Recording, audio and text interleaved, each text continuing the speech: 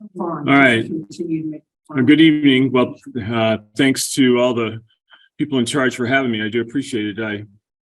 A couple things. First of all, my background is, even though I'm working on farm succession, farm transition, I've been teaching the farm management side of the leasing side of farm management, I guess probably how I should say it, for pretty close to 18 or 20 years now. So it's been quite a while. And that was really my first passion in the area of farm management, is to talk about leases and leasing. And so even though I have this farm transition and succession gig, I've kept talking about leases and leasing because I think it's just an important thing to do. And we still have questions that come up all the time, especially from landowners that have been away from the farm for a while. People that inherited ground now from mom and dad. And so now what do we do? Or like somebody in the room here has to manage it with their brother. And so the brother's been the farmer. And so, how's that all work? So there you go. The other thing I'll say quick is that if you're close to Lincoln, or if you're interested, Jim Jansen and I are doing a full 3-hour farm management talk on leasing next Wednesday, February 1st, here at the Lancaster County Extension Office. And it's from 10:30 to 2:30. It includes a sponsored lunch, and it's all free. So if you have someone that didn't get to be a part of this thing, would like to know more about farmland leasing, and what Jim covers is what the cash rents are. He'll cover what the land values are.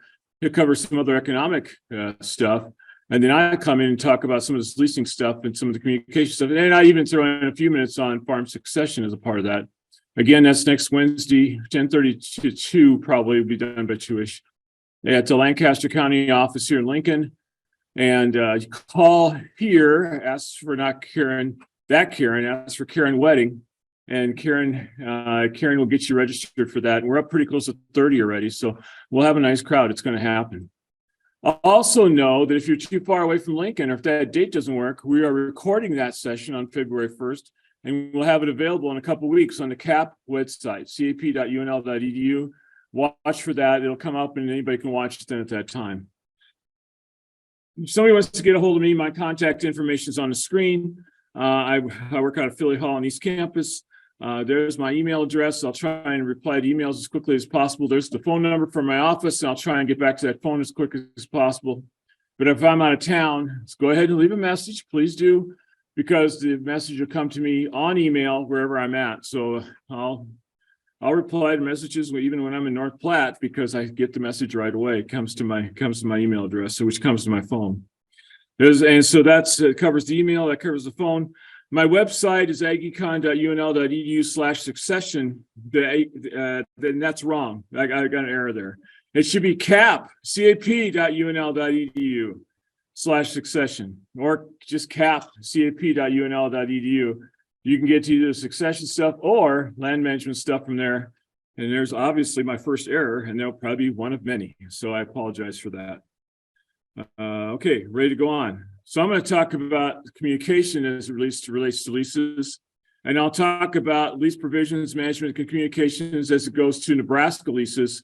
Some of the stuff that Roger covered already, but I'll try and talk about how I view that in Nebraska as I do this, and to make it more state specific. And then obviously if you have questions, just put them in the chat. And I don't know if Amy's reading them to me later, or if I have to read my own questions. We'll figure that out as we go along here. We'll kind of have that happen.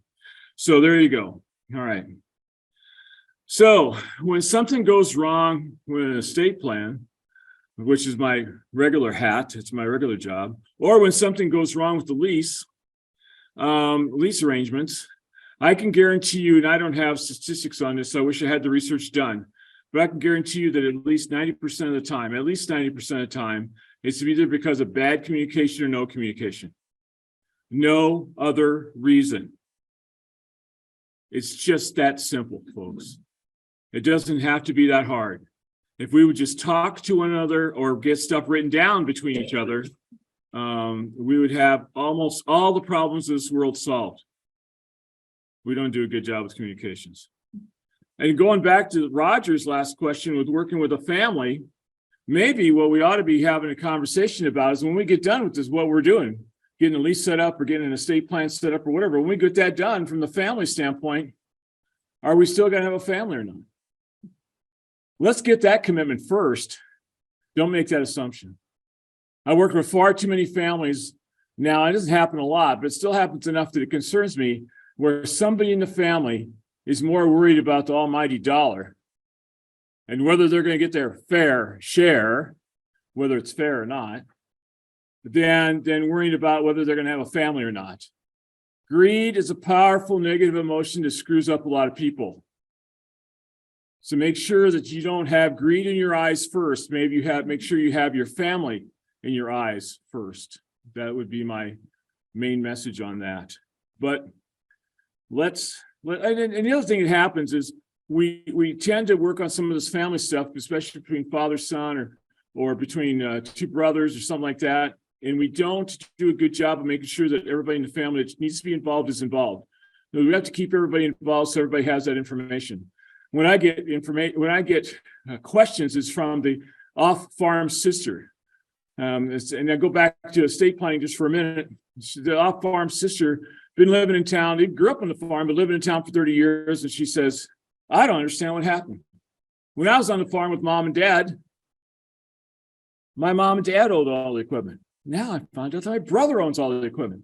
When I was on the farm with mom and dad rented all the farm ground. Now I found out that my brother rents the farm ground. What happened? There just wasn't good communication, especially with those off-farm kids, to know what was going on over those years. And so when there's a lack of communication and those off-farm kids aren't kept up to date with what's going on, then they start to get suspicious. What are the other family members trying to pull on me? And that's when they say, this farm is worth X million dollars, and they get greed in their brain. So to go back to the communication thing, good communications is not about talking. It's about, are we going to listen to each other or not? Seek first to understand before we can be understood, then to be understood. Seek first to understand, then to be understood. In other words, will you have a conversation with me? I'll repeat what you say for the people that are out in the world, but would you have a conversation? What'd you do last evening? Last night, yeah. Well, it was 24 hours. We should be able to remember that, right? 24 hours. All right, it's all good. All right. So what'd you do? 24 hours ago right now, I was stuck at the Atlanta airport trying to get home. And we get on the plane on time for an on-time departure. And what happens? A little light won't come on in the aircraft cockpit. The light that's important won't happen. And so we had to wait on the tarmac with the gate closed for an hour, waiting for them to fix this light. And then they decided, well, maybe we have to find a different plane. So they had to take us off the plane, put us back into the holding area. And then they had to replace the equipment panel and, oh, hey, it works now. And then they say, put us on the plane and got us to Omaha. And so I got to bed at about 3:30 this morning. So if I say something that sounds a little punchy, you know exactly why right now. Did I listen to anything she said? No. Why did I ask her the question? So I could complain about what I wanted to complain about. So I could talk about me. All right. So if we're really going to do this right, we have to listen to understand. Okay, so what did you do last evening? We're starting all over. What did you do last evening? Worked in my office for an hour and then watched TV. She was in her office for an hour and then she watched TV. So what kind of things were you doing in the office last night? What was going on? Paperwork. Paperwork in terms of what? Paying bills, getting money in? What are you getting ready? Money in would have been good. Yeah, I know. So are you getting ready for taxes yet, or has that happened yet? Yeah. Oh yeah. Deep into taxes. Okay. And so what other office work did you have going on? Checking emails. Oh yeah. I gotta get the email. Keep up with the email. No, I was only there an hour. You're only an hour. Can't do a lot. Yeah. So what TV shows do you enjoy? I like space shows. Space? Really? Very good. And Trek. what's that? Star Trek? Yeah. Oh, interesting. All right. And so Star Trek too. Good for you. So did you ever do the Star Wars movies or no? Oh yeah. The Star Wars movies too. Okay. What about this Mandalorian thing now? No, I haven't. You haven't seen the Mandalorian thing. Okay, very good. Okay, so what did I say about what I did last night? What would I continue to do? Ask more questions so I could listen, prove that I listened, and ask more questions to be understood, so that I prove to this person that I understand what they're saying and I appreciate what they're saying and they feel valued. How do we have a relationship with anyone unless we make them feel valued? All right. And of course, we were just asking a fluff question about what happened last night, but it's got to be the same when we're talking about either last night or we're talking about a rental contract or specific parts to the lease and that sort of thing. What do I need to do? Oh, you're going to put that further away? Put that further away from me. It's too close. Max, Glennis is trying to fix the camera. But if you prove to the other party that you are listening to them, they feel appreciated and they feel like they should participate and they should help you with the discussion and they feel like they're valued and they'll contribute. I joke all the time that my true friends, people that I choose to hang out with, are my ones that ask me about me. They're my true friends. And other people that I have to talk to anyway that never ask me about me, most of them are my relatives. Part of some of my relatives anyway. I joke somewhat when I say that, but if you think about it, it's true. It's absolutely correct. So please listen. We make mistakes all the time in communications, and the first one is the one I tried to do with you, where I asked a question not to find out what you would say, but to say what I wanted to say. Okay, that's a mistake. Number two, making any assumption of what someone else will say. I remember I was in a county extension office for 30 years. I'd get a note, please call Joe. So I get Joe on the line, and the note says he's got a question about A, B, C. And so I get Joe on the line, and I say, Joe, what's going on? And pretty soon, after ask him a few clarifying questions, we're talking about X, Y, and Z. There was nothing about A, B, C there at all. So you cannot make an assumption. You always got to ask more questions. Another mistake, we think about how we'll respond while the other person's talking. So the main thing is you can't offer that response. You have to stop your brain, stop yourself and say, you said this. Is that what you meant to say? All right, especially when you don't agree with them.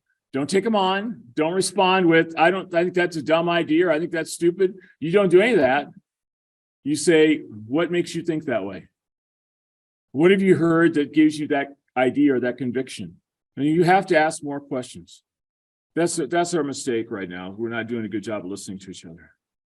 And then the next one says, don't judge what's being said, listen to understand. So I had a farmer out in Holdridge last month, and he's sitting there during the break and he's going, oh, these mail out ballots, they're just dumb. We shouldn't be doing that. That's just ridiculous. People should have to go vote. And I calmly said to him when we started talking about this, the communication stuff, I said, hey, listen, last November 7th, I was in Shadron, Nebraska in the morning, and then I drove over to Gordon, Nebraska in the afternoon doing programs. How was I going to vote if I didn't get to do mail-in ballots? And then he calmed down, and we continued to have a conversation, and I found out what his concerns were. He was saying that there's counties and towns in the counties in Nebraska that mail out all their ballots to everyone. Okay, I'm not taking sides here. I'm just reporting. And that's what he was concerned about. And I'm not even going to take sides about how I feel about that. I'm just reporting what he said. And it turns out that after we had a cordial conversation without me attacking him, we handled that actually pretty cool, pretty nicely. The last mistake that people make is that, and I have trouble with this with my wife and my children. Okay. They're talking about some issues that's come up with them in their lives, and I immediately try to fix the issue without being asked to fix the issue. We didn't check our sound, but we're going to assume this is going to work, because we're just going to assume this is going to work. Well, how would I do this to make sure it does? Well, it should be fine. This should work. Okay, so let's see how that works. Okay, we try to fix an issue without being asked. Let's see how that works in this video. Let's hope this works. Oh, I made a fatal mistake though. Hang on, just a minute. Well, we've got this up here too. We can always turn on. No, we don't need that. We don't, well, yeah, maybe you're right. Here, just a minute. I just made a mistake though. Everybody just hang on a second. Just so you know, Alan, we're not getting sound from our. I know. I'm gonna fix it, Jessica. I got it right here. I got new share. Advanced sharing options. How many participants who can all right, hang on.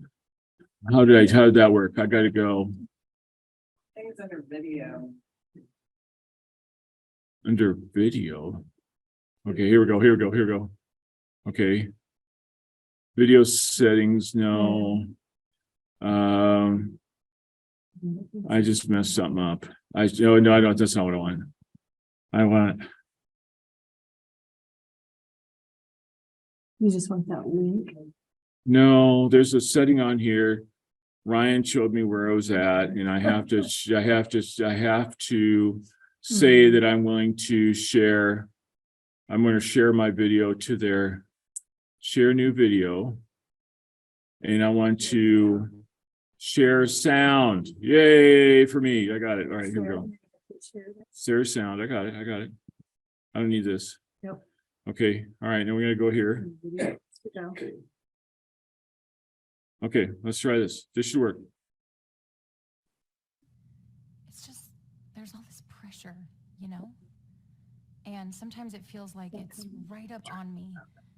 And I can just feel it, like literally feel it in my head. And it's You can turn the volume up a little bit, Al. Got it. I don't know if it's going to stop. I mean, that's the thing that scares me the most, is that I don't know if it's ever going to stop. Yeah. Well, you do have a nail in your head. It is not about the nail. Are you sure? Because, I mean, I'll bet if we got that out of there. Stop trying to fix it. No, I'm not trying to fix it. I'm just pointing out that maybe the nail is causing. You always do this. You always try to fix things when what I really need is for you to just listen. See, I don't think that is what you need. I think what you need is to get the nail See, you're out. not even listening now. Okay, fine. I will listen. Fine. It's just, sometimes it's like, there's this achy, I don't know what it is.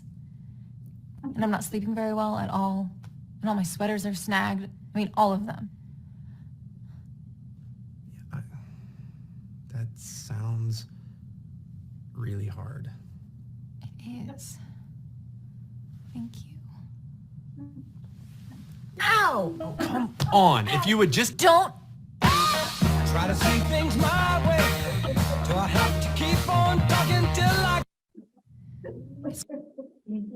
So, hang on, I'll shut this down. We're done with that now, I think. Okay.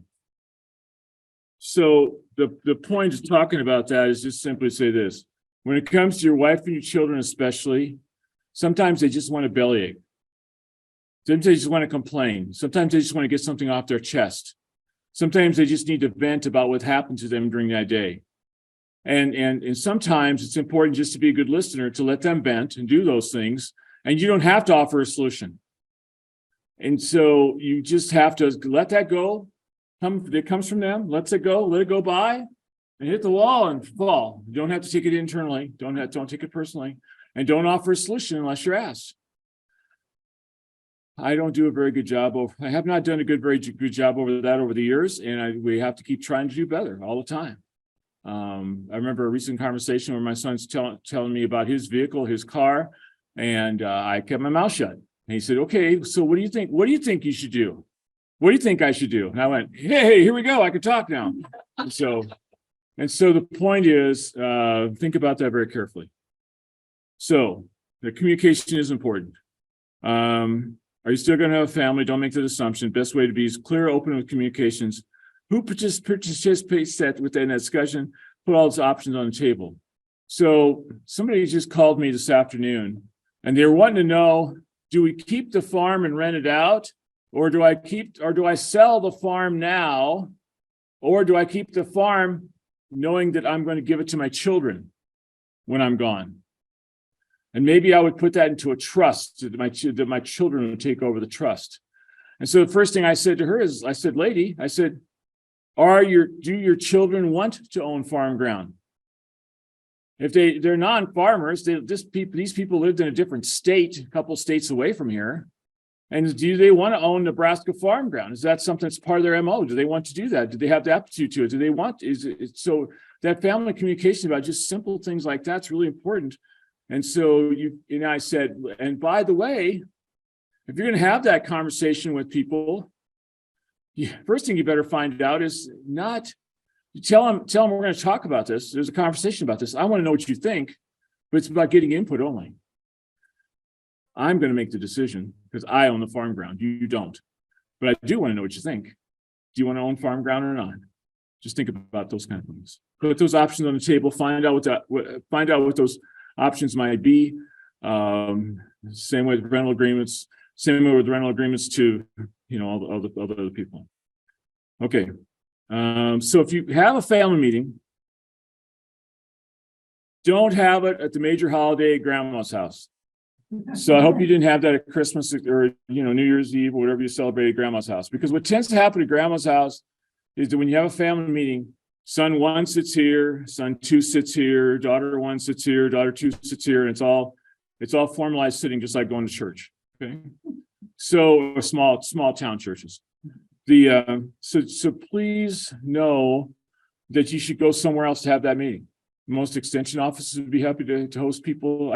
Karen and I met a family here, a father, son, and a father and his wife and their son here.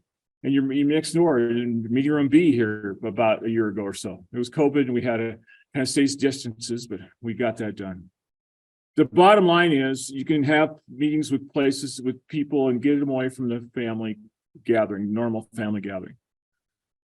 And consider some kind of a family meeting to get all this set up and get set and take notes, record the conversation. Be sure to include the off-farm family. What I mean by that is I was visiting with one dad and he goes, well, yeah, I should have this family meeting. We'll get my kids here, my 2 boys here. They're interested in farming. We'll talk about this farming thing. And I said, what about the 3rd boy that doesn't live here? Well, yeah, he lives a couple states away. I'm not going to make him come. He doesn't care about farming anyway. I said, well, that's a bad idea. Probably what you should do is, even though you're not going to make him drive 500 miles to the meeting, you at least put it on speakerphone or set up a Zoom link or something. Not that they have a lot to contribute, but they can always just listen in to see what's going on. So they know that this conversation's been held. And then when you set up a lease, especially on leases, on communication on leases, be sure that you are aware of what I call the sweetheart deals. I want either one of these stories are good stories, but I'm going to tell the one about the on-farm brother.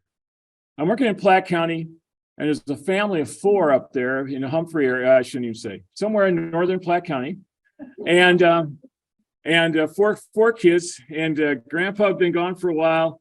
And grandma passed away. Now the 4 kids had the farm, and one of the brothers was farming the ground for the family. And the 4 kids are getting together to discuss what should happen with the lease. Now grandma was gone, and they weren't going to try and sell the farm. They wanted the on-farm brother to have it. They were willing to take their 25% of their rent. They're going to be happy. And this story all happened about 12 years ago now. And the point is, it was high rent now. It's higher rent then. It's higher rent now. But anyway, the lease on that farm should have been about $300 an acre, okay, for cash leasing. Now it's closer to 4.25. What I'm hearing from up there. But anyway, the point is, they sat down with the on-farm brother and they said, "So, first question we would have is, what were you paying mom and dad for the lease?" And he goes, "Well, I was paying them $65 a year per acre." That is the definition, my definition of the sweetheart deal right there. Okay. Now, I've had families get so frustrated and angry about those kind of sweetheart deals that they hire a lawyer. I heard this happen. I talked to the tenant. I talked to the brother who was on the farm. My family's hired a lawyer and they want me to pay back rent. Okay. They want me to pay more for the years that I didn't give mom and dad what they thought I should give them. And the point is that when Roger could answer that question better than I, but the point on that simply is, once a rental year is passed, you have an agreement for that rental year with whoever, and that amount has been paid, that's done. That contract's finished. You can't go back and reopen up that contract or ask for additional payments. That's just not legal. That just doesn't, you don't do that. You're not gonna get very far. Now, from a legal standpoint, here's what I think should happen in situations like this. Before you assume that the on-farm brother took advantage of his family members, you have to start questions. I start asking questions. Okay. Here's the kind of, if I was happening to me, here's the questions I'd be asking. Okay, so farmer brother, why didn't you ever pay more? It seems kind of light to us. He goes, well, that's all mom and dad ever asked for. Well, who's covering the taxes? Because taxes had to be more than $65 an acre. What's happening in Nebraska with land taxes? And he goes, oh, I've been paying them. My mom and dad haven't paid taxes for decades. Well, who put on the pivot? I did. Mom and dad, at $65 an acre, mom and dad couldn't afford to put on the pivot or drill the well. All right. And then who took that pasture fence out so the pivot could go all the way around and took out the trees and leveled up the hills and stuff so the pivot could move? Well, I did. I hired it done or I did the work myself. And you're living on the house in the corner of the pivot there, a corner of the farm there. And so what about the upkeep on the house? We noticed it's got new windows and new roofs and a new siding. Did mom and dad pay for that? No, not $65 an acre. They didn't. I took care of the house. I put on the siding. I took care of the roof. And I rocked the driveway. And I kept the outbuildings looking nice and try and paint them and stuff like that because I treated it as my farm. And who took mom and dad from the farmhouse to the nursing home, to assisted living, to the nursing home, to hospice, and who took care of mom and dad to all those doctor appointments and all those end-of-life decisions that had to be made? That on-farm kid and the on-farm boy and his spouse, because they're the ones who were living there. So at the end of the day, given the contribution of that farmer and his wife, what's to say that $65 wasn't plenty? But unless we ask those questions, we never know. We don't know, and there's no way to make a correct judgment on that because on the surface it looks like he got way too good of a deal. Does that make sense? Okay. All right. Maybe the landowners should have an overall far-reaching goal for the ground. It shouldn't be how much money can I get? What's my biggest cash rent that I could pull off? Maybe our goal should be to think about how Willa Cather treated the ground or thought about ground. In her book called Oh Pioneer, she said, we come and go, but the land is always here. And the people who live it and understand it and people who own it are only here for a little while. And by the way, if you go to Pinnacle Bank Arena to watch a game, which is where I'd be tonight if I wasn't here. I'm teasing. But if you go there, if you go into the south lobby, which is the main lobby, that inscription's in the ceiling or the wall of Pinnacle Bank Arena. So the point is, we only have the ground for a little bit. I mean, I've had my ground from my mom and dad since 1990. So that means I've had it 32 years, but I'm maybe have it for another 20. That's only 52 years out of how many millions or thousands or whatever. It's a long time. So maybe our objective here is to leave that ground in better shape for those who follow us. Maybe our objective here is to understand that we probably need that ground to raise food for the next generation of folks living on Earth.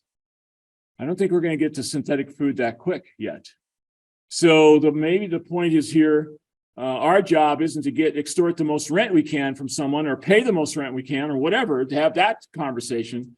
Maybe our conversation should be on the landlord-tenant side is how do we make this a better piece so it's a better farm when we leave it? Because we will leave it. It's just a question of when. So that broad goal is what the landlord should have in mind, but the landlord should also be able to talk about what they would like to see happen for weed control. Roger alluded to that. For erosion control, non-crop acre management expectations, and if you're out the farmstead, what are the expectations for that? All that has to be kind of discussed and talked about as a part of that lease. not just how much cash rent can I get. All right, because if you want it to look a certain way, if you want certain management to happen, then you better, that better be what it is. That should be that should be your objective there. Oh, and by the way, I didn't put a good picture here. My picture here shows a weedy cornfield. That's appropriate. You don't want those. But here, this is sudden death syndrome in soybeans, and it has nothing to do with bad management or good management. You just got really unlucky, and you have sudden death syndrome. The farmer didn't do anything wrong. Okay. All right, tenant has to communicate too.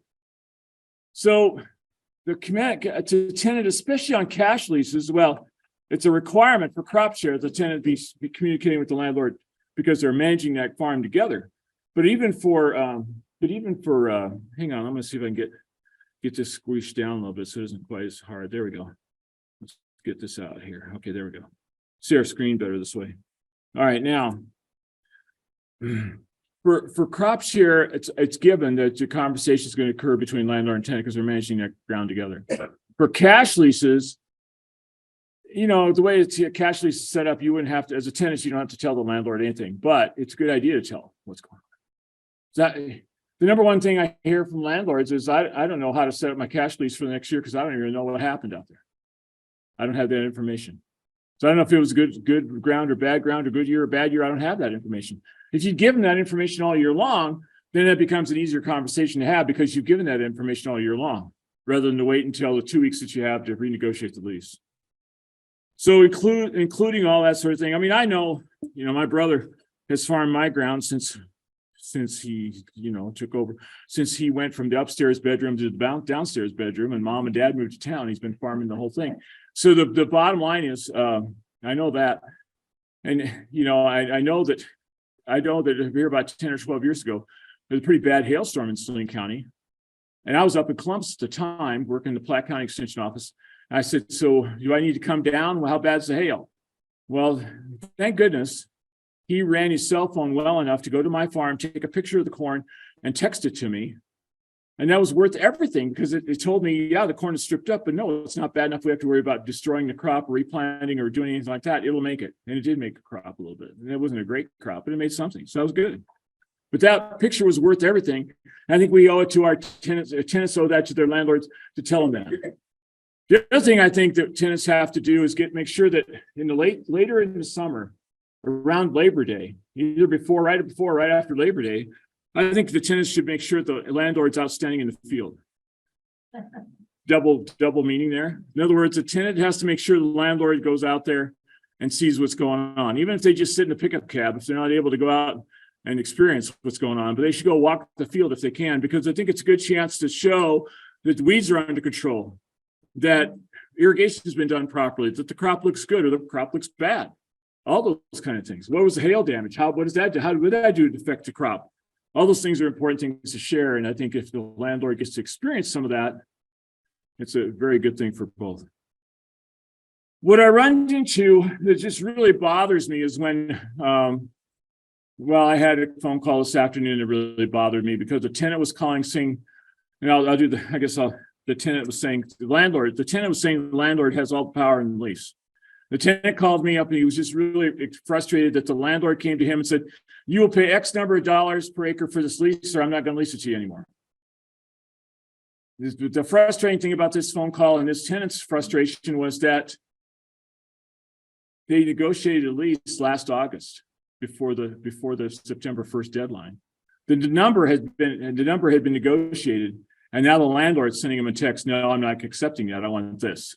And it was $50, $70 higher per acre. So that's not really legal, but if you don't play along in a situation like that, guess who doesn't get the lease next year? Because land is still so highly sought after that if I don't capitulate and give the landlord exactly what he wants, then I'll be off as a tenant, I'd be off the ground. So maybe it's and the tenant and the landlord, and I already described this already once. The landlord say the tenant has all the power, control over the lease because they're telling me I don't know how to negotiate a lease. I don't know where I should be with my cash lease because I don't know how it produces. Maybe I'm way too low. Maybe I'm just about right. Maybe I'm way too high. I don't know what that farm yields. If I knew that, then I have an idea how to set the lease. Because if you come to the workshop next week, or you're listening to that workshop online, and a very good version of that workshop's already online under land management under CAP, well, land management being the one we did back in September, first beginning of September that we did at Weeping Water. Excuse me, Round the Bend Steakhouse there at Ashland, actually. That one's up. That's up. That program's up online already. Nothing's changed really since then. The bottom line is, we just have to do a good job of communicating what's going on. And where was I going with that? I lost. Here's my brain fog from not getting any sleep last night. What was I talking about? Excuse me? Oh yeah, the power over. So okay, so if you listen to our full workshop, Jim and I will both say the landlord should get a percentage of the crop. And typically it's going to be between 20 and 30% of the crop. That's what should be the landlord's share, basically, with no expenses. All right. The typical cash crop share lease is 40, 60, or 50, 50, but you pay your share of the expenses, right? So without paying expenses, you drop that percentage down. And you should actually calculate that. I'm just giving you some really rough guidelines without calculation. Actually, that's a good question for Glennis because she does all the budgets on this. She could kind of give you an idea what's going on with that.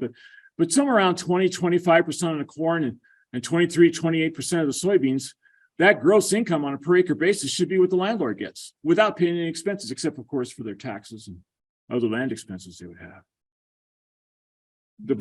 So the landlord says, I would do that, but I don't know what the yield is. Nobody tells me. Under a cash lease, you don't have to. So now I've gone to the recommendation of just saying, hey, we're going to know what the lease, you want to know how to set up, we're going to set this up fairly for both parties. And so therefore, my part of my cash lease agreement is going to say, you're going to report the yield to me. And the tenant better be willing to do that, or you don't have the lease anymore. And what I would recommend is just getting the yield from the crop insurance records. Crop insurance records yield is kind of cool because you get the 10-year APH, and that's what I would use rather than a single year's yield. Usually 10-year average. Okay. I'm sorry, took way too long on that slide. I'm going to be way behind now. We talked about, it's been talked about all night, have your leases in writing. The only thing I'll say about that is just simple. Listen, all the people my age and older, we all grew up with the idea that our handshake was in our word was our bond. And so for our generation and our parents' generation, the handshake and our word meant something. But we have to understand that we need a written lease, not for us while we're living. We need a written lease in case somebody doesn't make it, in case there's a problem. Who's going to remember all the nuances to a lease if one of the parties is gone? All right. I won't tell that story. I don't feel like I got time. I better just keep going. We like these stories. Well, okay, so everybody understand that my stories come from the real world. I'm not making this stuff up. I can't make this stuff up. But more importantly, understand that I don't teach a lot from a textbook or a research study. I teach from what I hear from Nebraskans, and I worked in Iowa for a while. What I heard from Nebraska and Iowa farmers for 43 years. That's what I teach from. Okay, that's where it came from. All right, so I'll tell the story quick. Daughter calls me up, says I'm the executor of mom's estate, or I'm the power of attorney for mom's estate. Mom's just putting to the memory care unit of the nursing home. So the doctor says she can no longer answer for herself. I have to take care of the lease now because I'm the oldest daughter. I'm the oldest kid. And so I have to take care of it. See, even though I haven't been on the farm for 40 years, I got to go take care of this lease. And I said, so she said, what do I do? I said, well, that's easy. Just get the written lease out and go talk to the tenant. He said, well, that's the problem, Allan. There is no written lease. Okay. All right. So I said, go talk to, well, since your mom can't respond anymore, what did she tell you about the lease over all these years that you went to see her in the nursing home? And it was never a darn thing because Vyhnalek is Czech, and all the Czechs and the Germans and the Polish and all these people in Nebraska that settled this country, our ethnic background said that we had to keep our private business private, and we didn't share that with anyone. And so here we have this happened to be German. Nope, I'm not picking on Germans. Old German lady, they wouldn't share her information even with her daughter. And now the daughter's trying to figure out what to do. The bottom line is, I would never accuse the tenant of trying to take advantage of that situation, but I would have to, implore, why are we putting our daughters or sons in that terrible situation, or our wives or, spouses in that terrible situation, when all we had to do is either give them that information, share it with them, or, a written lease, what a concept. Okay, so that's what I'd say about that. In Nebraska, verbal leases, if you have a verbal lease, you have to end it by September 1st for the next year. All farmland leases are assumed to start on March 1st. They go to February 28th. If you want to end that farmland lease, so even though we have a farmland lease starting here in another month or so, right, for 23, if it's a verbal or handshake agreement, if you didn't, and it's caused that lease to end by September 30, or excuse me, by September 1st, before September 1st, that lease will be in effect for another whole year. Okay. All right. What about the date? Written lease, whatever the written lease says. Yeah, you can put any date on it. The written lease they gave you tonight as part of your exercise started on January 1st. You can put anything on there you want. The only reason I'd be cautious about that January 1st date is because for farm ground, there's 1 year out of 50 where you don't get your crops harvested by then. You have an early deal, early whatever. I remember in 1972, 73, or 73, 74, we didn't get our Milo out until April the following year. So you just have to, and then of course that was on owned ground, but it still can be a problem. So just make sure you have it set so that everything works. Alan, will you repeat that? Will you repeat that date on when leases need? Oh, you mean for handshake or verbal agreements? Yes. Okay, so in Nebraska for farm ground, we're assuming that leases start on March 1st and go to February 28th. That's for this year. If I want to stop that lease from just occurring again, I need to give notice by September 1st, not on September 1st, not after September 1st, but before September 1st, 6 months. And the law says, not the law, the Nebraska Supreme Court defined this as being 6 months prior to the beginning of a new lease. By 6 months prior to the beginning of a new lease. Pasture is different. Most pasture ground in Nebraska, especially in eastern Nebraska, is rented on a 5 or 6 month lease. 5 months being usually May 1st to October 1st, or June 1st to June 1st to November 1st, or it's May 1st to November 1st, 6 month lease. That's how most of pasture in Nebraska is leased. Because it's leased for a 5 or 6 month period, that lease ends. So if the lease ends, no termination is needed for the next year. The farm ground's different because the lease is continuous all year long, and so it just rolls to the next year, but it doesn't end. It just keeps going. So just to understand that's different for pasture leases. So what I recommend then, the first bullet refers to verbal handshake agreements. The other 4 bullets on that slide, the bottom 4 bullets on that slide, refer to the idea of here's what you want to have in a lease. Starting, and Roger talked about this. Starting and ending dates, timing of lease termination, how long, months notice, your lease, I think said 60 days. Holdover clauses, how are you going to roll it if you go roll it for the next year? When does that have to be put in place? What happens with that? And then when will the lease need to be negotiated? And I think that's an important conversation to have between landlord and tenant. For a lot of these things, I don't have a specific recommendation. I think whatever the landlord and tenant agree to is fine. But here's the thing on the timing. When crop prices are going up, who wants to negotiate the lease in August? The tenant. Who wants to negotiate the lease right before March 1st? The landlord.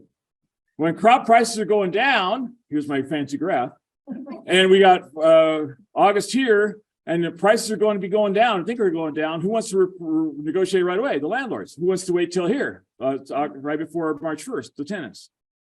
So I think that you should specify, we're going to negotiate this thing.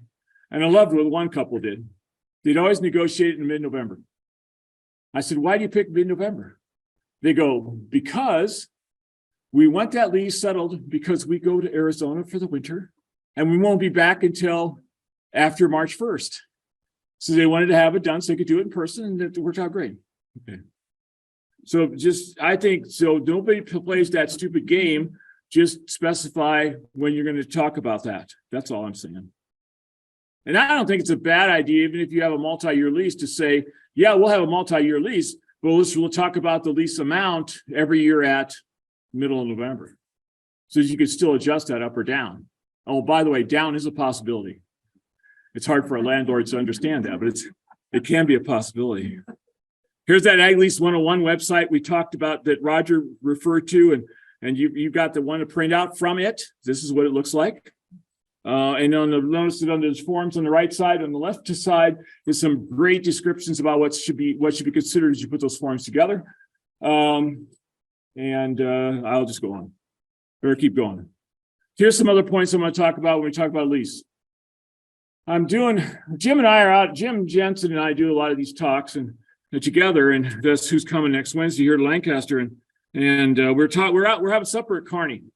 The table next to us in Kearney, none other than Dr. Ray Ward. Dr. Ward is a famous soil scientist from Nebraska, actually from western Nebraska, southern Saline County, and he runs a soil test lab in Kearney Ward Laboratories. He's very well respected all of Midwest for his work in soil fertility and soil testing and that sort of thing. Well, he's sitting at the table right next to where we're eating. So I introduced myself. He said, "Yeah, you look kind of familiar." And I said, "You don't have to remember me." I said, "Here's the deal. I want to ask you this question, Dr. Ward." I said, if we have these high leases, and we're like I said, we're talking about $400 to $450 an acre in Northeast Nebraska. Some of those counties up there are just insane. You have those high leases, and the tenant's worried about making it. In other words, making that payment and putting on fertility and that sort of thing. Are they likely to skip the phosphorus? He said, absolutely. They'll be mining phosphorus like there's no tomorrow. Because there's no reason to put phosphorus out there between $80 and $150 an acre if I don't have to. So as long as it's somewhat adequate, they're just going to let it roll, and they'll mine the phosphorus out of the soil. Okay? So maybe there needs to be a minimum amount of phosphorus left in the soil on your lease. It depends on you trust the guy or not, or he or she, the tenant. And maybe if the tenant puts a whole bunch of phosphorus out there 1 year and they expect it to last 2 or 3 years, but now the lease ended after 1, maybe there should be a provision that they get reimbursed some of that phosphorus expense they put out there. That's not a bad idea either. Lime should always be a landowner expense, the world according to Al. Okay, not according to any textbook, not according to any law, but lime should be a landowner expense because, in my view, it's an investment in the soil over a long period of time, longer than any lease arrangement is going to be. If you put the right lime out there at the right level, it could last 15, 20 years. You don't have to re-lime again. That to me is an investment in the land, investment in the soil. That's a landowner expense. However, in some situations, the tenants have quit fighting the landowner on it, and they know the land needs lime, and so the tenants go ahead and put it out there. But you're talking $30 to $50 an acre probably to put an adequate amount out. And the problem is, it'll last 10 to 15 years if you put the right kind of lime out there at the right level. So in that case, the tenant should have a provision at least that says, hey, if I put $50 an acre out here and I'm gone after 5 years, I want $25 an acre back, or that amount, some amount back, reimbursed. So you can do what you want. I'm just saying, don't let the tenant shouldn't be putting lime out there. It should be a landowner expense. Fixing a little bit of erosion, tenant's problem. Fixing excessive erosion should be the landlord's problem. Now, the tenants have a lot of equipment nowadays. Some of them have excavators and dirt scrapers and box scrapers and skid steers and all this stuff. They can move dirt very quickly and have the equipment to do it. If they're doing that for you and they're fixing the erosion, you should give them a break. Be willing to pay for that service, be willing to pay them on a per hour basis for that service, or give them a break on the rent. Don't expect top dollar rent because they're taking care of that for the landlord. The other thing that goes along with that is if I'm the landowner and I'm looking at that kind of erosion here in Southeast Nebraska, for instance, I would be looking at in my field, I look at, okay, where's that water coming from? And what can I do to manage it? Because in my field, I'll put in another terrace or part of a terrace and do it parallel with a tile drain so that I have a more of a permanent fix. I leave the dirt there, get the water away slowly so that I get as much absorption as possible, but still get the water out. It's just been a better way. And in some counties, in some years, you have EQIP money to take care of that. That's the environmental EQUIP. Talk to your NRCS people about that.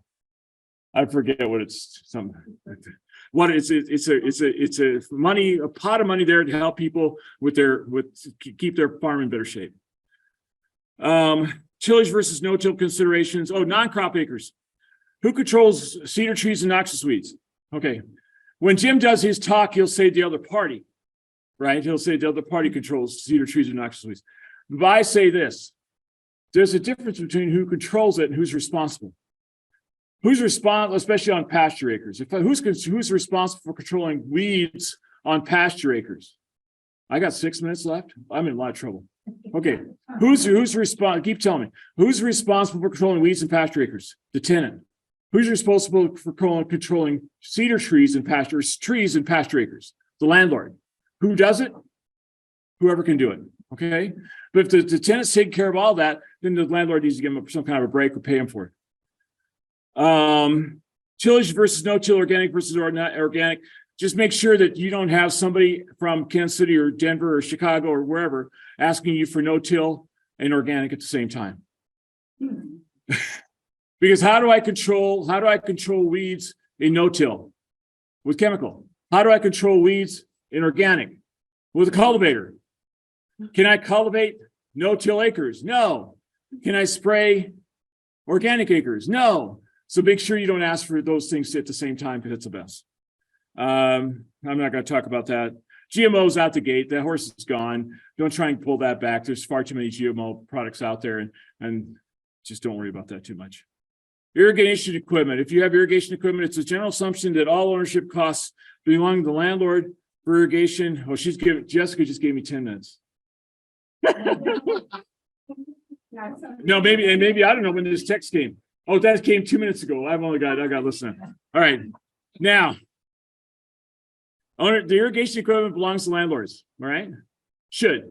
If the tenant owns any of the irrigation equipment, then it's okay to give them a break on that cash rent to reflect that difference.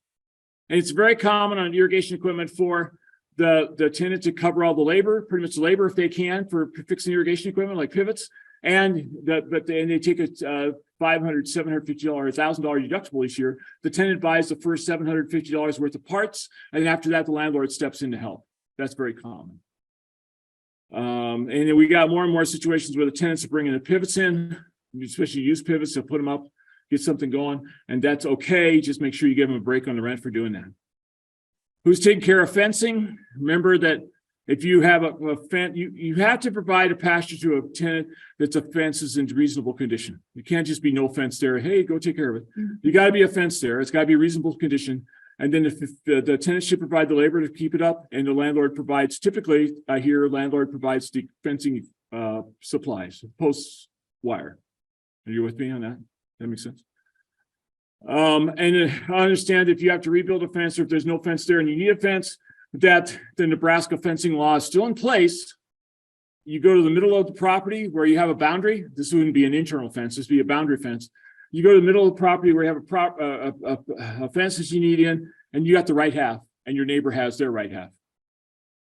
Okay, you have your right half, the neighbor has their right half. Okay, you understand how that works? And even though the neighbor may not have livestock or need a fence, they get to put one in anyway. All right. Hunting rights, it was talked about already. It's a hunting lease, not a hunting. No, it's not a hunting, it's not a lease, it's a hunting license. There you go. I should change my slide. Anyway, crop ground versus pasture. Crop ground, when you have a continuous lease, the hunting rights go to the tenant unless they're held out.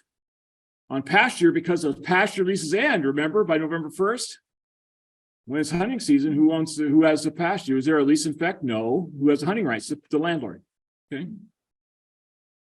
That's for pasture. Crop ground is negotiable. Under cash leases, it would go to the tenant. Under crop share leases, it would go to the landlord overall. Corn stalk use. Just make sure that on the corn stalks that you're not harvesting the stalks off of a cornfield bare every time there's corn out there, because it takes off too much organic matter, takes off too much phosphorus. Make sure that that's only done every second or third or fourth time you have corn out there if you can. Do you want manure and grazing? Go graze, go knock yourself out. It's cattle on corn stalks don't hurt a thing. Manure application. How often? Yeah, get manure. It's a good thing. It's a good product. As long as you have to overpay for it, it's an outstanding source of phosphorus and outstanding source of organic matter. Just make sure you put on manure based on phosphorus levels needed for your soil. Don't over apply manure for the phosphorus. Okay, just don't overdo that. Grain bin rentals, in about half the leases, they're not included, and half the leases they are. In other words, in some places, you provide the lease to let the tenant have the grain bins, and in some cases you charge them for that. If you charge them for the grain bins, understand that I like to you set it up at 12, 16, 20, 18, maybe up to 20 cents per bushel per year, and they get to lease it they get to have grain in it as long as they want. Don't try and do it per bushel per month. That's just too complicated. And the other thing is make sure that electricity for that bin site it's on its own meter, and the tenant pays for that. Otherwise, the landlord gets all fired up that the tenant's running their fan all the time, and it's taking me I'm having to pay for his electricity. Don't do that. Put a meter out there. It's not cheap to put a meter in, but you should have that done. Mowing road ditches. The tenants should just be doing that, but make sure you have expectations versus reality. Lady all fired up at a meeting goes, well, my tenant doesn't do it right. I said, so explain to me what right is. What's your definition of right? She goes, my husband had a belly mower on his H farm all, and he went out there and mowed the whole thing because they had real soft shoulders, real not very deep ditches, and he mowed the whole thing just like this batwing mower here. He mowed the whole thing shoulder to the first row of the corn. He mowed the whole thing off. My tenant doesn't do that. I think it looks terrible. I want it done the same way my husband did it. I said, did you tell him? Well, no. I said, what did your tenant do? Well, he mowed, but I didn't like it. I said, did he take a sickle bar mower, a 7-foot sickle bar mower, and just drive up close to the edge of the road as you could and mowed off the first 7 feet? Well, yeah, I think that's what he did. I said, hey, when I grew up on the farm, that's all we ever did. Your husband was way ahead or way behind his time. I'm not sure which, but just know that. Okay, questions? Those things I kind of picked on to talk about. So Alan, just because you're in person, I do have some questions from online that I would like you to answer. Okay. And then I'm going to shut you down here right at 8:30. So one of the question is, do you have any suggestions for interviewing potential tenants? Interviewing potential tenants. Well, yeah. Well, I think the thing you have to do is find out what skills can they bring to this thing. If it's important for you to have a tenant that's going to treat your land well and fertilize it appropriately, and just kind of think about what do I want to have happen on my ground, and interview people based on those kind of things, those kind of questions. It's more than I can do in 2 minutes, so I'll just stop with that. Okay. Another one I have is when we have new landowners who don't have ag backgrounds taking over land, how do we help educate them and work with them so that we are both successful? Have them walk. Yeah, so I'll talk to them first. I mean, the lady here in the room is right. She's a farmer that has it. She's got it right. But more important, yeah, that's for references. That's a great idea. And then for the previous question. And the other thing is for this question, I think maybe they have those landowners watch one of Jim's in my workshop. They can kind of see what things should be talked about. I think that would help a bunch. Or have them call Jim or myself. Have them contact us and find out what's going on. Or you, Jessica, you can answer that question as well as I can, especially for the Panhandle. So just get a hold of some of us who can help. The property. And oh yeah, the landlord and tenant should go out and walk the property so they kind of know what's going on out there. That'd be good. Perfect. Well, I'm going to go ahead and close the breakout rooms. Just so you know, if you will hang on just for a couple of announcements, and then you'll have the opportunity for those of you who are in person to chat with Alan some more. So breakout rooms are going to shut down in just 1 minute. Thank you.